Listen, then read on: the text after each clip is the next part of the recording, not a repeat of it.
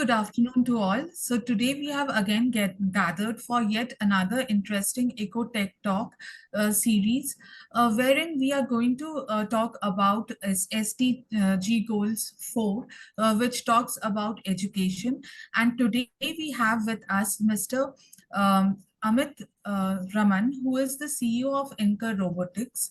Mr. Raman has a glorious career in IT, and he has held key positions in companies like MST and GlaxoSmithKline, wherein he has been holding positions as business intelligence and also as business strategy. He, along with his team of researchers, has established Inca Robotics, which talks about robotics education for children and much more. And it also talks about future of education as well.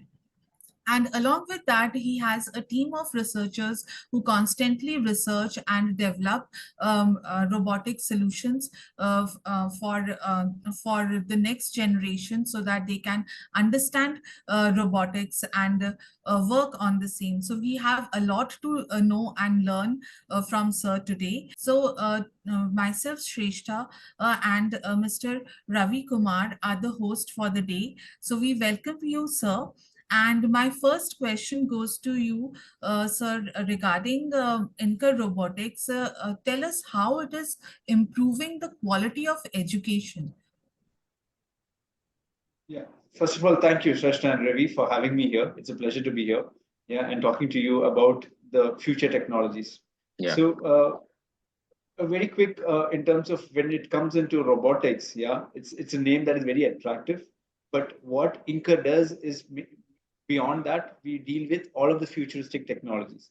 When I tell about futuristic technologies, it like artificial intelligence, Internet of Things, 3D printing, augmented reality, virtual reality. All of these are interconnected with robotics in one way or the other.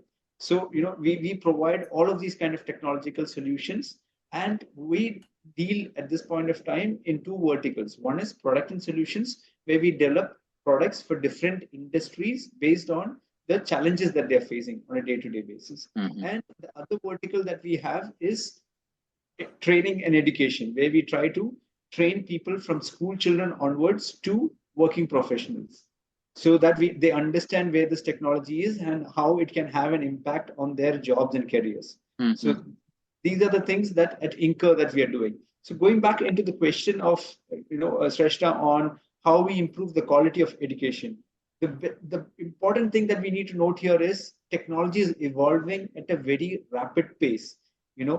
Right now we are in a position that we can sit in front of the TV and order meat and vegetables online, and that is how technology has changed over a period of the last 5 years. And we see that the change has happened after COVID as well, where people have been able to adopt to the digital revolution. So, so we are trying to see that how we can ensure that it is bring it on to the common man. How to make them closer to this technology and make them embrace the technological change or the revolution that is happening. Exactly. So we first of all try to create this societal change by creating awareness to the people among how the technology is.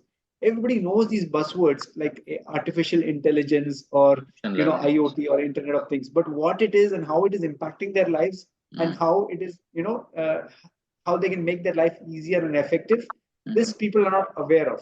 So we try to bring that awareness into them by generating the interest in this, and ensure that, be it a lawyer or doctor or any other industry that is there, we try to see how this technology can impact their careers as well. Because we see that just like how smartphones are and laptops are being used across the industries, we try to ensure that this is also going to happen in the near future in terms of these futuristic technologies, how it is going to impact their careers as well. Thank you, Amit, for that insights. So you almost answered my next question, actually. So I was about to ask you, a kid comes with a lot of background. Okay. So maybe his interest is different. The way he grow is different. Okay. And way he's brought up is very different. Okay, so different IQ with different IQs. Kids have different IQs. So maybe their goal may not be fixed at that particular moment, but they, as you told, like he can become a doctor, he can become a lawyer.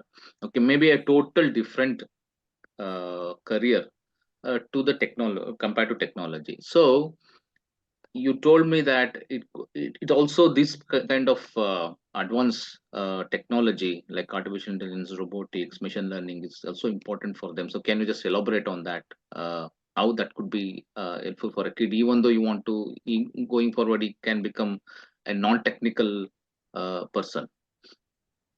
Sure, sure. So it's a very interesting concept that you spoke about, because for children, yeah, at a very early age, we don't know what they will end up with. Yeah, Mm, but there are certain. I'll give you an example. When we started Inco Robotics and we started going to schools, mm, and we started introducing robotics, and we told the school administration that we wanted to do robotic classes. Then it reached the parents, and the parents called us and said, "My daughter wants to become a doctor. mm, mm, mm, Why should that person be learning robotics?" And at that point of time, we don't have an answer to that particular question. You know, so the thing was that over a period of time, we developed the answer to it, because basically the thing is, even a doctor needs to understand these kind of concepts for them to be advanced in their careers. Say, right. for example, robotic surgeries are happening.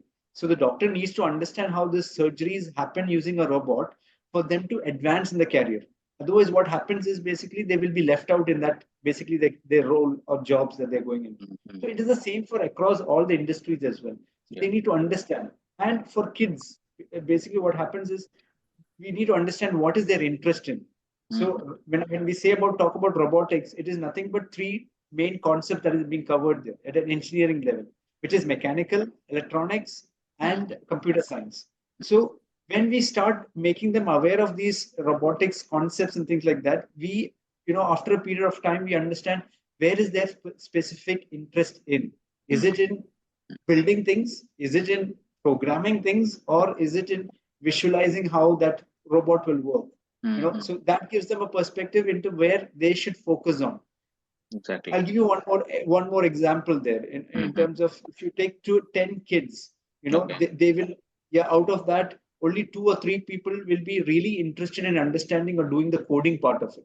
Ex- Yeah, because right now I'll give the example of ChatGPT again. We mm, all use ChatGPT for different purposes, but mm, who understands how it works or who can program it?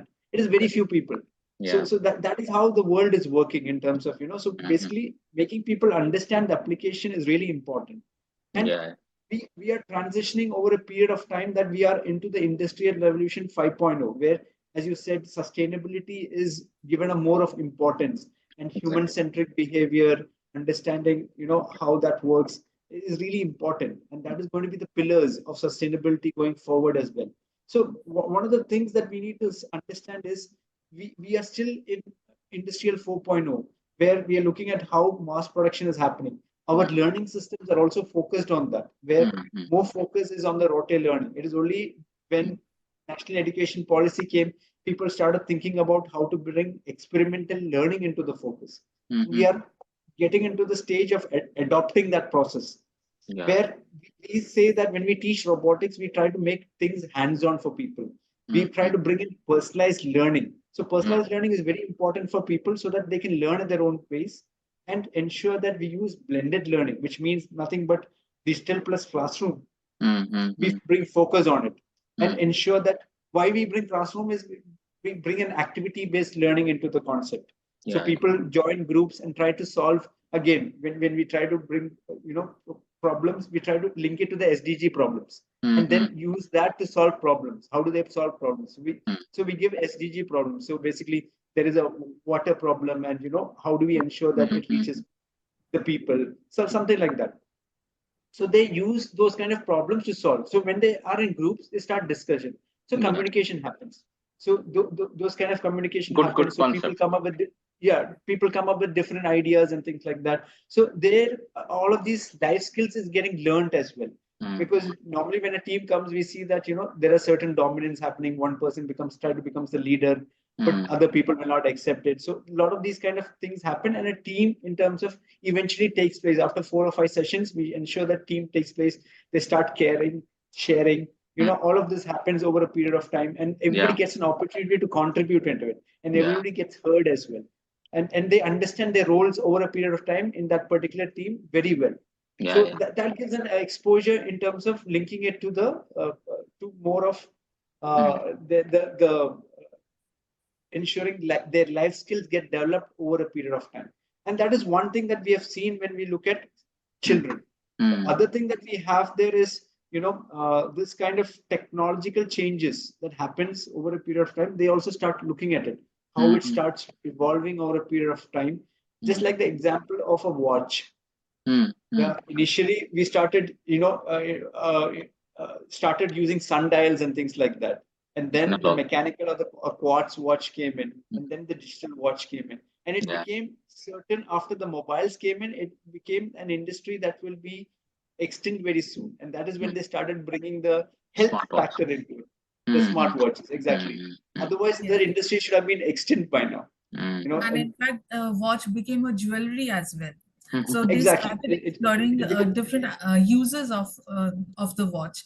In fact, sir, you gave us a very wholesome view of what you are teaching the students, how you are grooming them for the future, and how you're planning about robotics, the study, the curriculum, and also you talked about how you are incorporating the SDG goals as well while teaching the students, and also trying to find out customized programs for the students, because every student is different.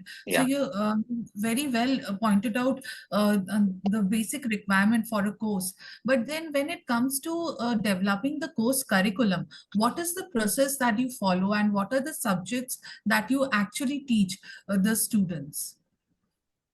Yes. So again, it's an interesting concept that we have done here in terms of how we approach it, because we believe that this the young generation should be aware or made aware of these kind of technologies at a very early age.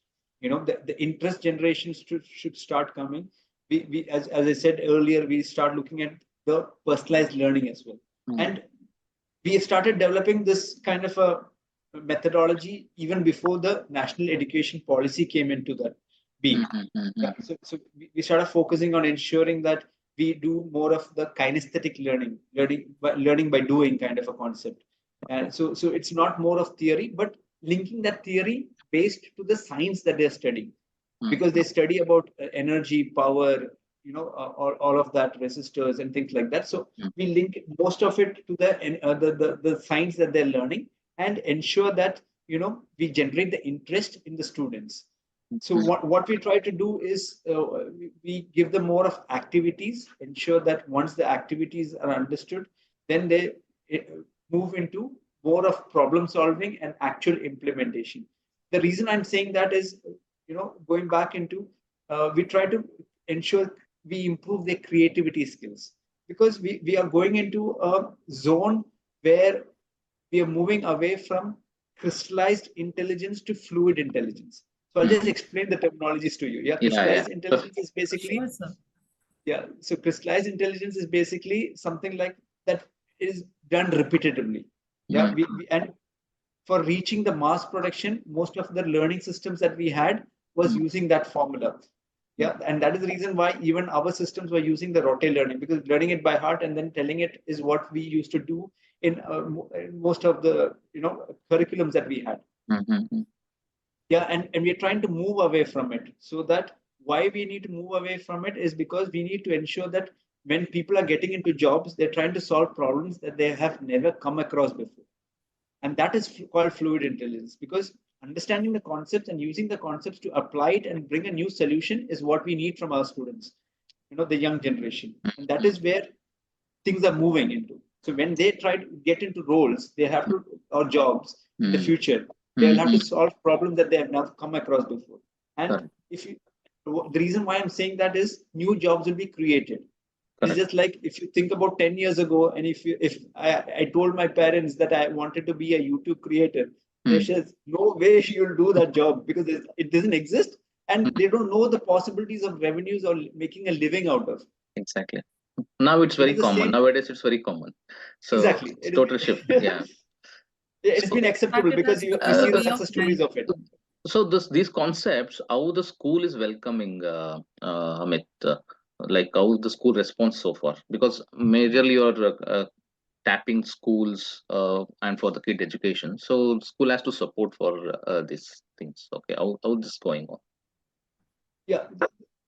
Once the school is willing to understand, and they understand the kind of the adoption of the technology, Mm, yeah, just like how I told you about watch, another example is basically the mhm, calculator. mhm, Yeah, when that came into existence as well, we mhm, saw that there's a lot of change that was happening.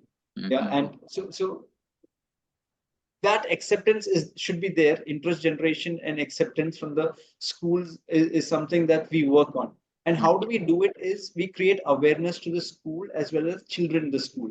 So mhm, the robots that you see running in my background, so we mhm, take these robots and to the school and showcase it to them and mhm, make them understand how the technology evolution is going to be.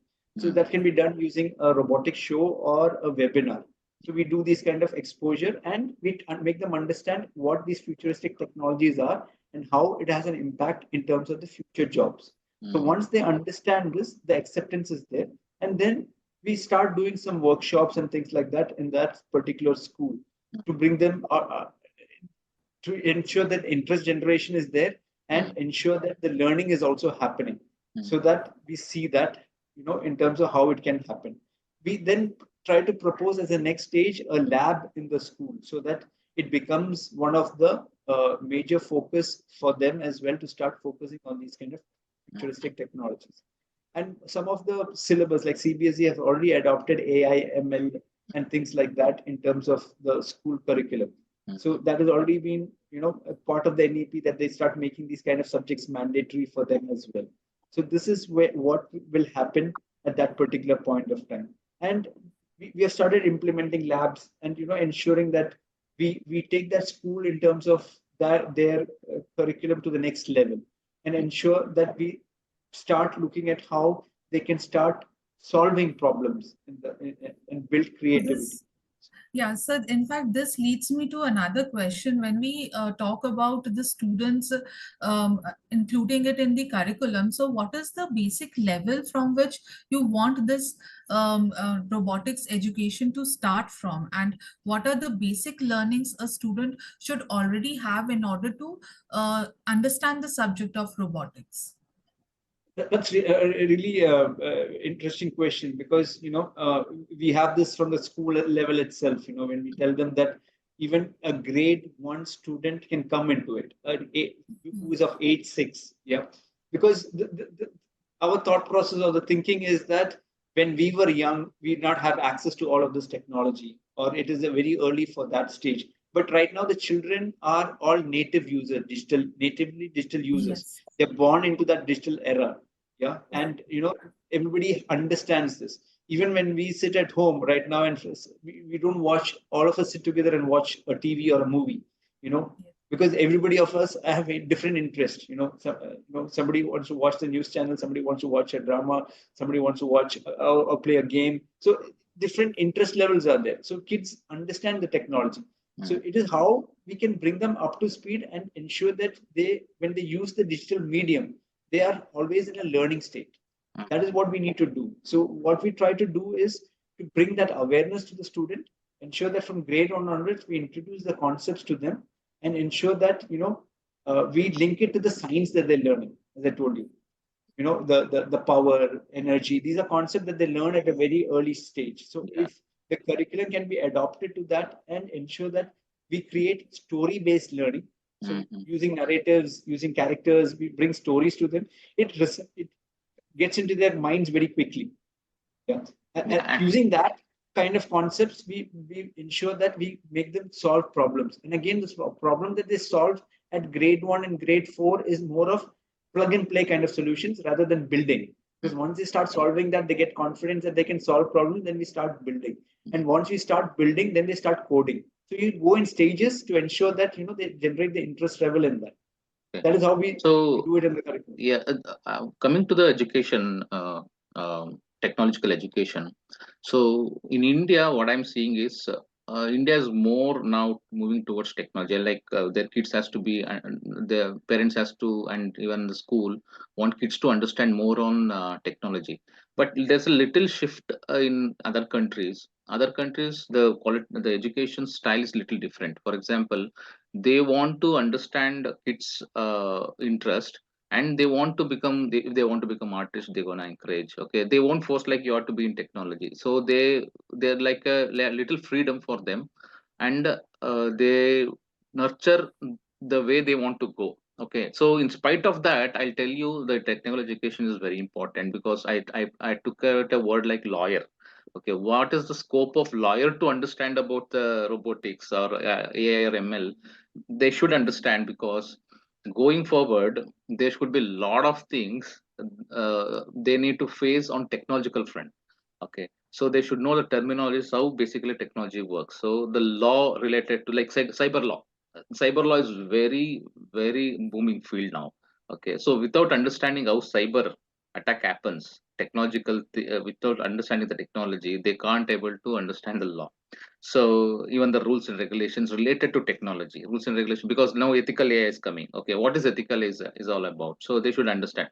So irrespective of the career they choose, according to me, this is the basic going forward to understand these kind of robotics, AI, ML technologies, according to me. Yeah. So Yes, yeah, this yeah, I brings totally agree with what you're saying, Ravi. Yeah. one more question. Like, so can you able to elaborate on your products, kits, what you're using as of now, so that it will be more helpful for the viewers to understand your products and services? Yeah, sure, sure. Yeah, I'll touch base on the product and services. I'll just move away from the educational sector and focus on the product and solutions that we have developed so far. So when we started off, we started looking at, because we were looking at catering into schools and colleges, we wanted to build a humanoid robot so that it is very modular in nature, and kids in schools and colleges can start taking each of the components out of it, like the hands, the head, and program and understand and learn about it. So we created a robot. We sold one of them to a school in Dubai, but Mhm. then the COVID struck. So then the challenge was that kids cannot go to school. So we had to park that idea at that stage. After 1 hour of 1 year of development, we had to park that, and then we started looking at doing certain other products for different industries. So there's an art form called shadow puppetry. It's a dwindling art form because it is done by a section of the society, and these people find it that it is not making much money out of it. The revenues that they, or the income that they generate, is very low. So the new generation people find it difficult to come into this kind of an art form.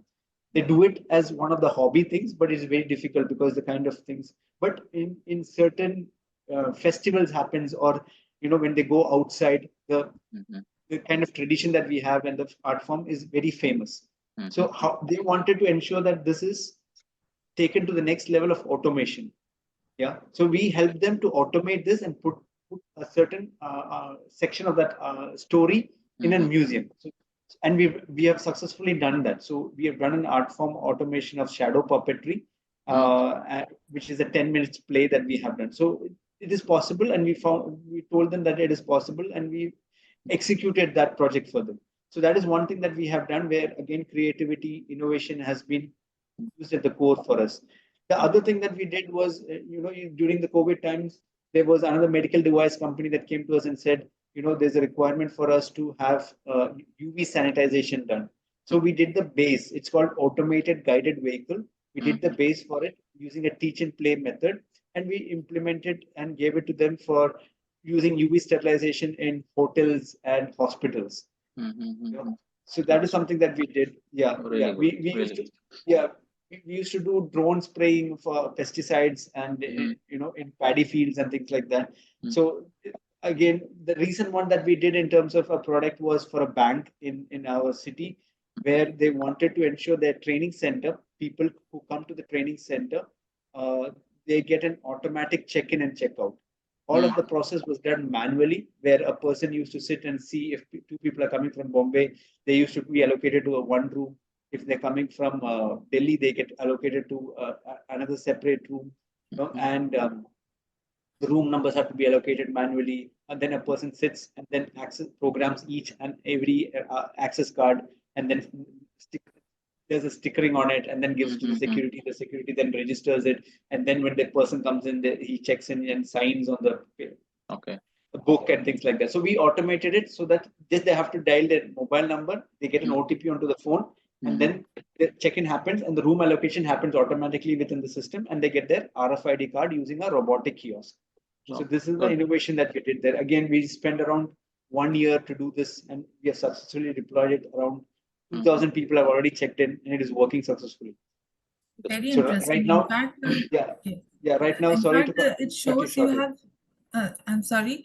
In fact, it shows you have done so many work in the field of like technology when it comes to making technology work for people, and even like be it hospital, be it hotel industry, be it banks. So you have so many array of sectors which you can cater to. So now, please tell us about your vision about RoboPark that you have mentioned. What do you, I mean, what do you see? How do you see the future of business as a whole tomorrow? How robotics is going to evolve? Yes. So thank you for that question, because it leads to the thing that, uh, the sustainable goal of decent work and economic growth, where we see that there's a lot of potential to get that, because we are a country of around 17% of the world population, and it is a young population that we have. So, and that is the reason why even when the budget is announced, there's around 10,000 crores that they have allocated over the next 5 years for AI development in particular. So we see a lot Yes. of things happening there. So, but the country, the young generation is not ready yet. We see that, there should be a ecosystem that needs to be created where all of this happens. And that is called the Robo Park. That is our vision. Yeah, where we have a Okay. Robo Park, and it has 4 pillars.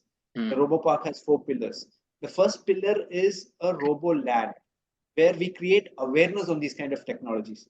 The only reason why we are using robo is people can relate to it. Yeah. But as I told you before, it encompasses all of the other futuristic technologies that is there.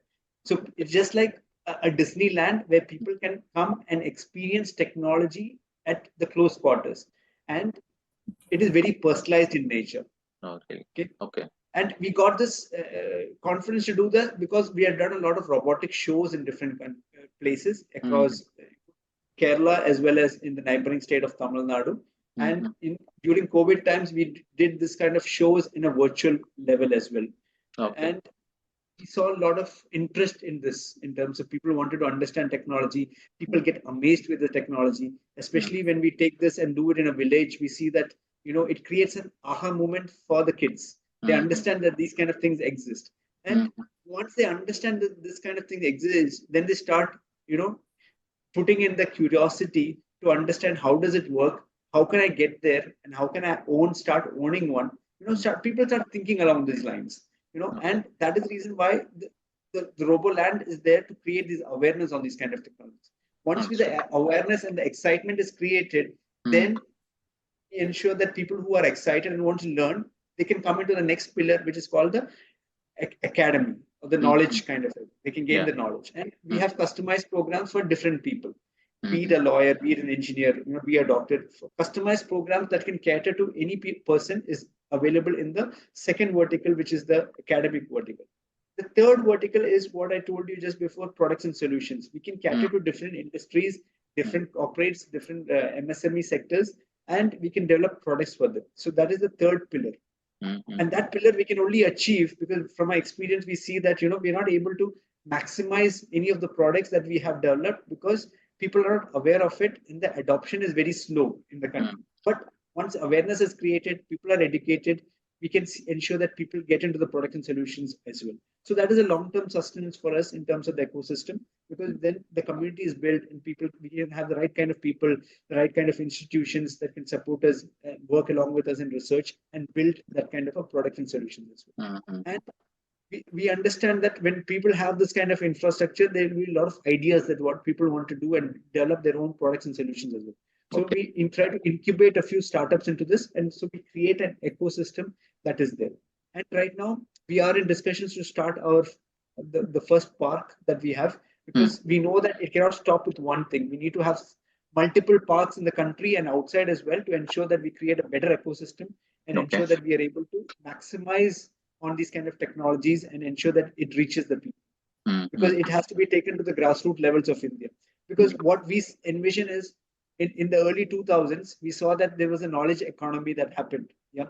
And because of that, we were able to be masters in software I, solutions. And we yes. see that we are booming in that right now. And we have reached that stage where even countries like China, we're not able to do it.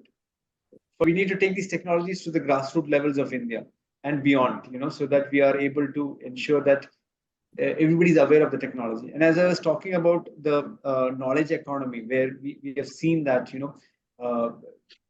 we are able to make a boom or, a lot of economic growth for the country out of it, because the kind of young generation at that point of time were ready for taking up these kind of jobs, and it has improved their lives as well. It has given a better, comfortable living and things like that. And that needs to be taken even to people right now in different parts of the country as well. And the only change I see is that these kind of futuristic technologies will get us there for two reasons. One is that, we are having that kind of infrastructure. We have having a young population ready for taking up these kind of skills. It's just that they need to be aware of these kind of things that is going to happen. And the other thing is people don't want to do business with China. Yeah. And so Mm-hmm. that we see that the production and other capabilities that we are building can be utilized and maximized to their full potential for the world. So, you see production increasing and things like that. See, for example, Tesla is coming, they were thinking of China, but now they started production in India. Apple has started changing their production to India as well. So we see a lot of these Yes. opportunities coming up. So all of these futuristic technology that we are seeing, each one has its own potential and job opportunities that is there. It is how people want to take it up and maximize it to the fullest. Mr. Amit, so the Yes. right now the production whatever doing with respect to the hardware, software, software will be in-house definitely. So hardware and also the packaging, components and plastics, whatever using, or maybe the material for robotics to build. Okay, so robot to build. So how is it in-house in India, or how it's, or what are you doing as of now? What's the uh, Yeah. So initially when we started, a lot of these components that we had, we were looking at outsourcing it from China.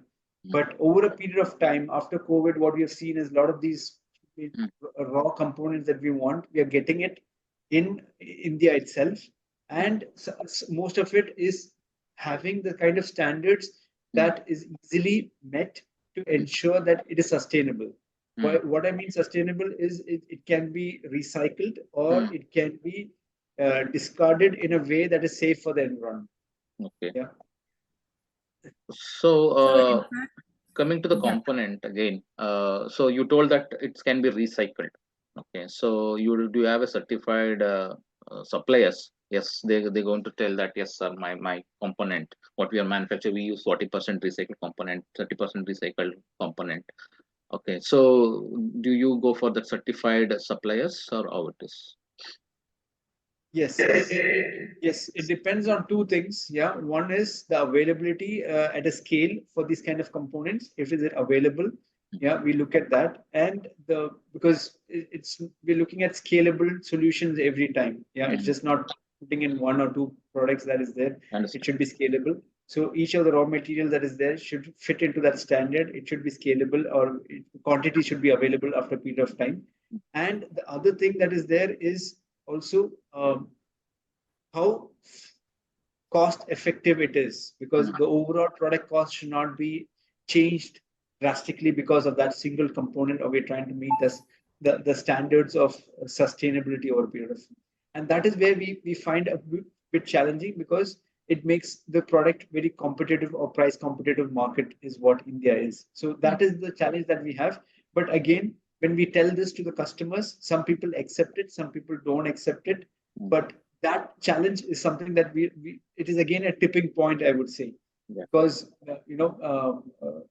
just like how smartphones and laptops or any other electronic products or these kind of innovative products have gone through the industry, we see that initially the prices will be high, but after a certain point of time, when you reach the tipping point, the price comes down because the availability and the raw materials price comes Mass down. production.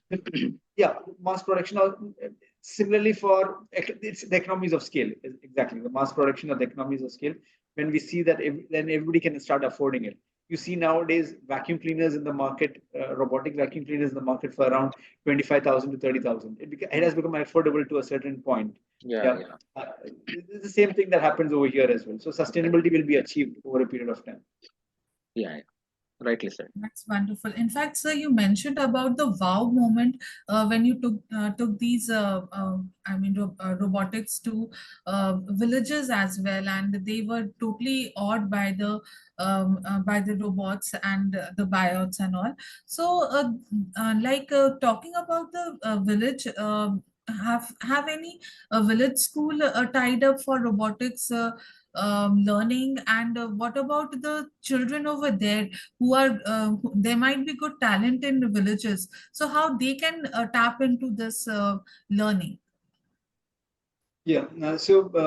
Thank you for the question, Shasta. So we have tied up with a few schools in villages where we are have them set up ATL labs. Yeah.